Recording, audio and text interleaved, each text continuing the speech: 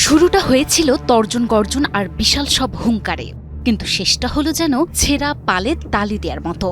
বড় বড় কথা, টুইট, বোমায় আকাশ বাতাস কাঁপিয়ে দেয়া ডোনাল্ড ট্রাম্প শেষমেশ ইরানের কাছেই নতি স্বীকার করলেন।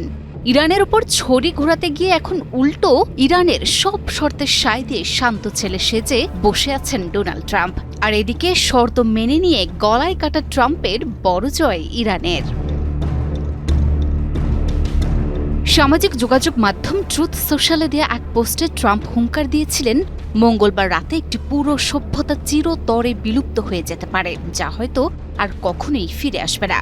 কিন্তু এরপরও যখন দেখছেন ইরান মাথা নিচু করছে না, তখন ট্রাম্পের সেই চড়া সুর বিড়ালের মিউ মিউ শব্দে পরিণত হয়।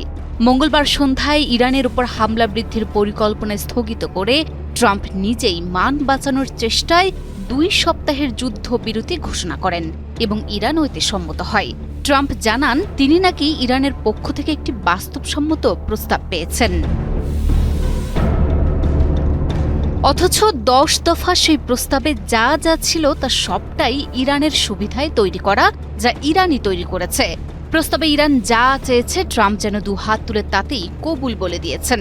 হরমুজ প্রণালীতে ইরানের একচ্ছত্র আধিপত্য মেনে নেওয়া থেকে শুরু করে ইউরেনিয়াম সমৃদ্ধকরণের অধিকার, বাদ নেই কিছুই। এমনকি পকেট থেকে ক্ষতিপূরণ গুণে দেয়া আর মধ্যপ্রাচ্য থেকে তল্পি তল্পা গুটিয়ে বিদায় নিতেও নাকি এখন ট্রাম্পের আপত্তি নেই। ইরান রাষ্ট্রীয় গণমাধ্যম এখন উৎসবে মাতোয়ারা। তাদের দাবি এটি ইরানের বিশাল বিজয়।